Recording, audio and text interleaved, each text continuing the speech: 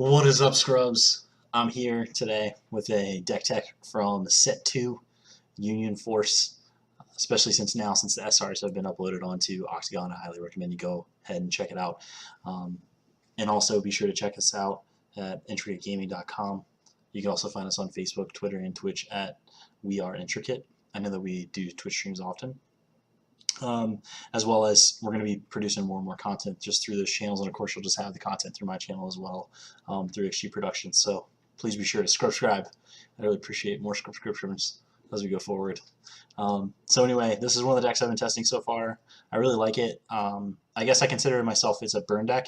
So this deck relies on dealing direct damage to the opponent multiple ways, whether it be just through staying aggressive and using your attackers to do so, or just getting free damage off of your ultimate Mystic Gohan. The reason why I chose Galactic Emperor Frieza is because this leader does a really great job of protecting your key threats. So for instance, it's the only leader that can make sure that your Saiyan Kaba doesn't die.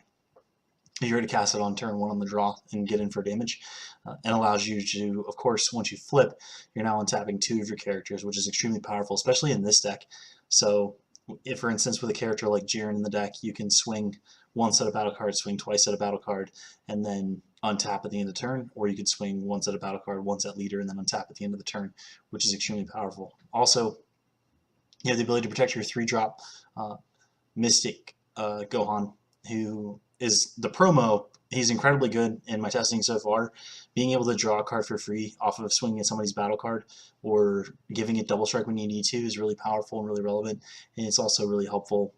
It's one of your main targets for the Buu that can evolve off of a Gohan if you don't have the option to do it off of the 6-drop Gohan or the 2-drop Gohan, whatever you want to call it. So some key interactions in this deck. You see that we run 2 Crusher Balls, 2 Darkness Eye Beams, and we have 4 Goldos.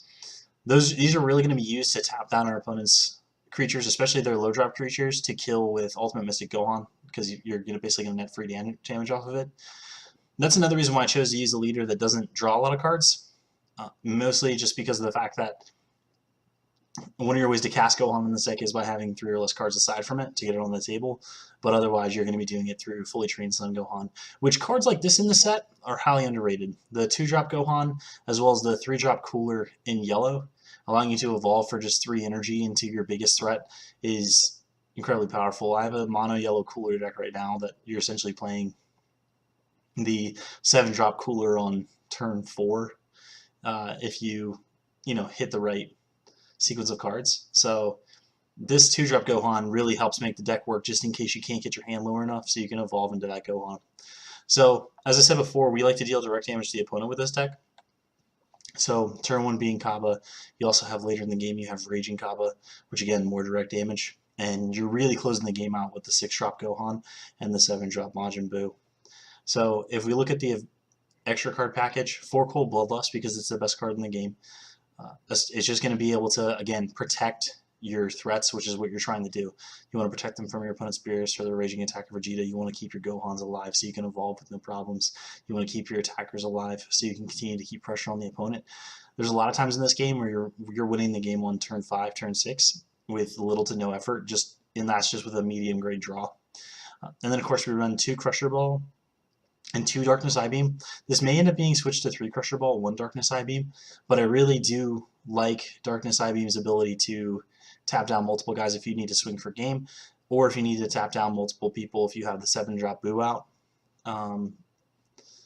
Even though he can attack battle cards in active mode, it's still helpful to be able to attack down so they can't activate any sort of blockers or anything like that. So you're dealing extra damage with the 6-drop Gohan. And then 4 Vados Assistance. It's just a negate that, again, will untap a character for some reason if you decide to overextend, which never really happens, or if your opponent Crusher Balls you in response if they're playing yellow. But again, our whole package and our whole intent of this deck is just to keep our fully trained Gohan alive, as well as the 3-drop Gohan, and then, of course, be able to make sure Jiren can stay alive so we can keep untapping him, and the 6-drop Gohan will stay alive as well. Just because, I mean, like I said before, we're really just trying to put the pressure on the opponent and do direct damage to life. So the deck is really straightforward to play, and this deck again highlights the power of Galactic Emperor Frieza. Just the Awaken side being able to untap 2 creatures on your at the end of your turn is really powerful for this deck and really helps this deck go. Some things to note about the deck, so you just know how to do your energy drops, because I know that's one thing that a lot of people ask. A lot of times you're going to be using the additional copies of Fully Trained Son Gohan, additional copies of Raging Kaba, additional copies of Sui as your main source of energies in the early game. So, for instance, if you have Sui, that's really going to be your yellow throughout the course of the game. I usually only play 1 to 2 Sui in play at a time. Otherwise, it's just combo material or energy. Same thing with Fully Trained Son Gohan. You really just need to stick one of these and keep it protected so you can evolve if you can't get your hand down low enough for the 6-drop Gohan. And then, of course, extra Kabas as we get to the mid and later parts of the game. These are going to be used as energy as well. So I hope you guys have fun with this deck itself. Give it a shot. Load it up in Octagon. Really simple, really easy.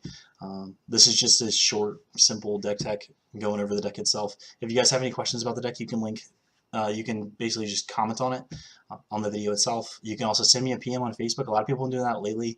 If you want help with your own decks, or if you want me to do a highlight of a deck that you're interested in or something you want to see, you can always just go ahead and send me that information, and I can go ahead and start working on it. I really love brewing and tuning decks and trying to attack the format in different ways. So again, please give me feedback. I really appreciate all the feedback you guys give me so far, as well as all the positive vibes you guys have sent me. Unfortunately, I am under the weather this week with strep throat, which is pretty terrible. But it's given me plenty of time to test on Octagon. Some other decks in the pipeline right now. Of course, I still have the Mono Blue Goku Black. I have a Mono Blue Zamasu. I have the Mono Yellow Cooler. I also have Android 17 Mono Green, and I have Blue Green Cell Control.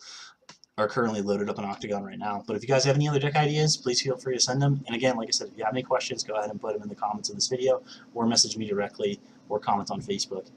Thanks again for checking out my stuff. Please be sure to subscribe, also share with anybody that you want to share with. And again, I hope you get good scrubs.